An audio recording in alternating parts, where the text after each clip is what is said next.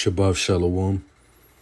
All praises, honor, and glorification unto our mighty, marvelous, and wonderful power. Kol Halaim La Alahayanewa Yehawa Bahashim, Yahawashai Bahashim, Rakak Wadash. Double honors unto the elders and apostles of Great Millstone, whom rule well, and who are great examples toward younger brethren. Salutations as well as health and wellness unto the hopeful elect of Yahweh Shem Yahushai scattered across the earth. This is your brother Allah coming to you with another lesson. And the title of this lesson will be Exhort to Rule Your Spirit. And the topic of this lesson will be self-control. Right? Which is an exceedingly significant factor.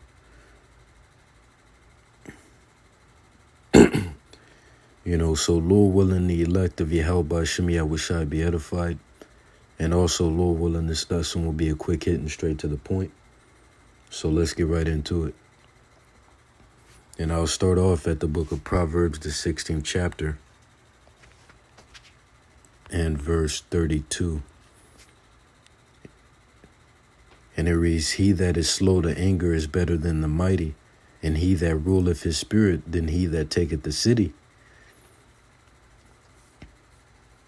You see?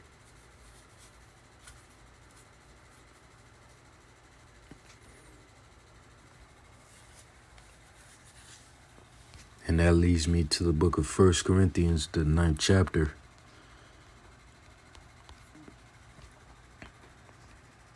Verse 27.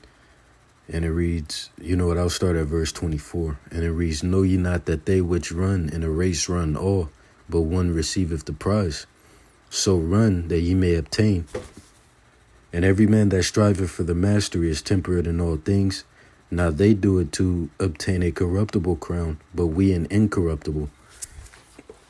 I therefore so run, not as uncertainly, so fight I not as one that beateth the air, but I keep under my body and bring it into subjection, lest that by any means when I preach to others I myself should be a castaway. You see?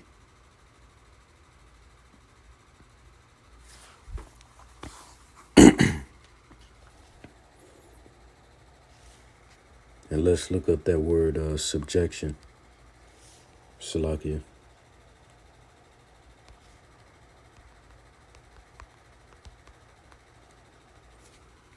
And it says, the action of subjecting a country or person to one's control. See? Or the fact of being subjected.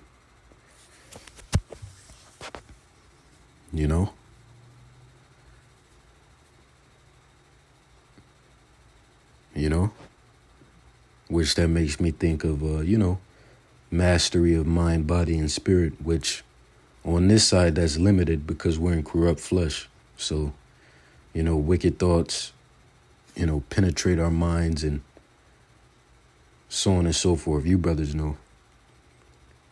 But there is certain things that can be done,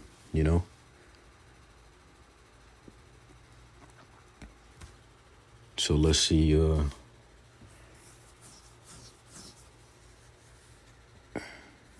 that's what I wanted to do. Let me check this really quick. I don't think this one was it. Okay. Salakia, hold tight.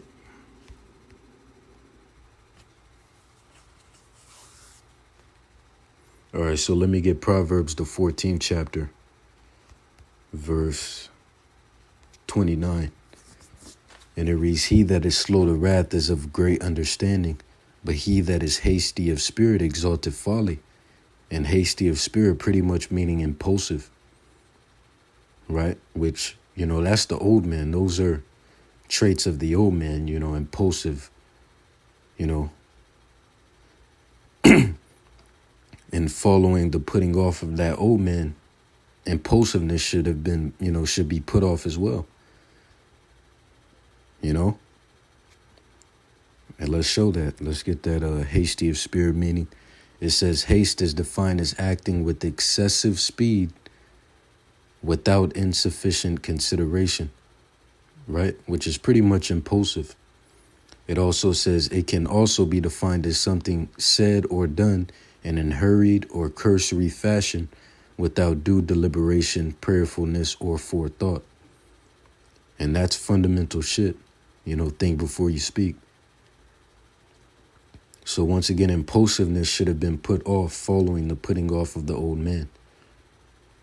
And let me get that. Let's see, let's get Colossians, the 3rd chapter, verse 9. And it reads, lie not one to another, seeing that ye have put off the old man with his deeds.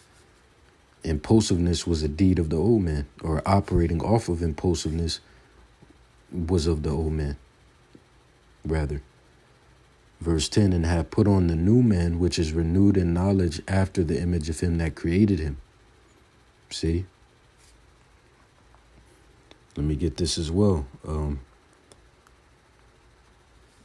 I believe it's Ephesians, the 4th chapter, verse 21 is where I'll start. And it reads, if so be that ye have heard him and have been taught by him as the truth is in Yahushai, that ye put off concerning the former conversation the old man, which that word conversation means manner of life, right?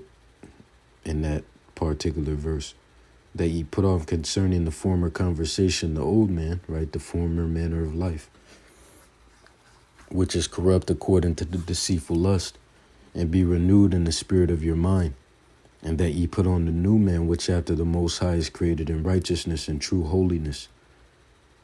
See? And there's other ones too. I can't quite think of any other ones, but let's see.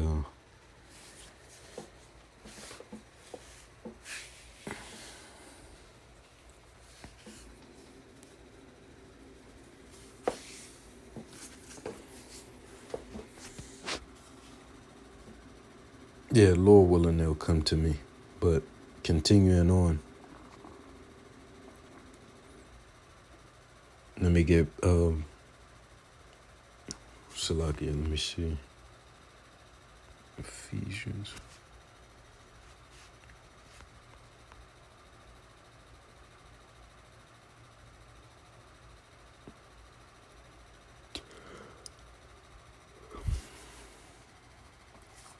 Salakia. Let's get this. Right, this is the book of Titus, the 1st chapter, and I'll start at verse 7. And it reads, for a bishop must be blameless as the steward of the Most High, not self-willed, not soon angry, not given to wine, no striker, not given to filthy lucre, but a lover of hospitality, a lover of good men, sober, just, holy, temperate, right? And let's look up that word sober. Matter of fact, let me see, Titus 1 and 8. Let's pull that up in a blue letter.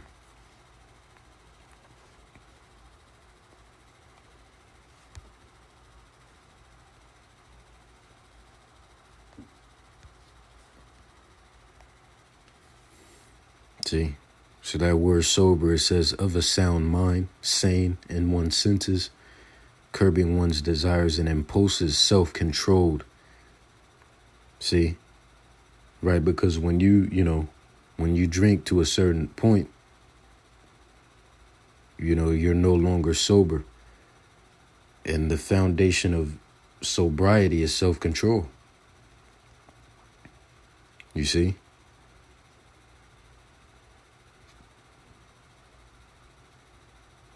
So it says sober, just, holy, temperate. Let's look up that word as well. Temperate. Where's it at? Temperate. See? Strong, robust, having power over, possessed of a thing, mastering, controlling, curbing, restraining, controlling oneself, going right back to self-control, continent, which goes into self-control as well. See? So let's see, I'll finish this off. Verse 9, holding fast the faithful word as he had been taught, that he may be able to, Salakia, that he may be able by sound doctrine both to exhort and to convince the gainsayers. And let me jump over to the second chapter, starting at the first verse. And it reads, "But speak thou the things which become sound doctrine, that the aged men be sober, grave," which that word grave pretty much means austere, serious, "temperate, sound in faith, and charity and patience." Right? And when you jump down to the sixth verse, it instructs the young men as well. Right, verse 6, "Young men likewise exhort to be sober-minded," which is going into mental self-control. See? "In all things shewing thyself a pattern of good works, and doctrine shewing uncorruptness, gravity, sincerity, sound speech that cannot be condemned, that he that is of the contrary part may be ashamed, having no evil thing to say of you." See? So let's see what this is, right? Because, I'm referencing back to this flashcard here. So let me see, Ecclesiastes 7 and 9. Yep. Verse 9, "Be not hasty in thy spirit to be angry, for anger resteth in the bosom of fools." Let's get this as well. Proverbs 25 and 28. And it reads, "He that hath no rule over his spirit is like a city that is broken down and without walls."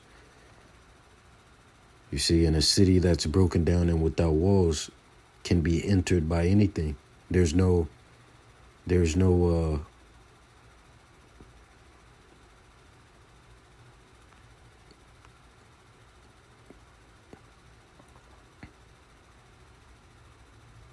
walls, there's no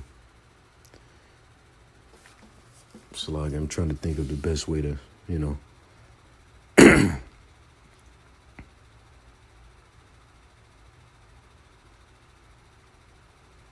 anything can enter and take over, if there's no walls.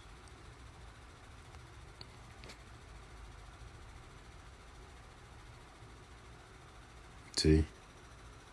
So let's see, Proverbs 19 and 11.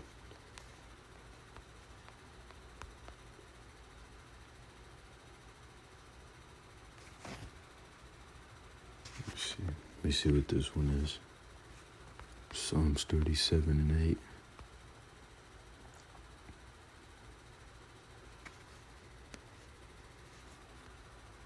Yeah, so that's pretty much the point,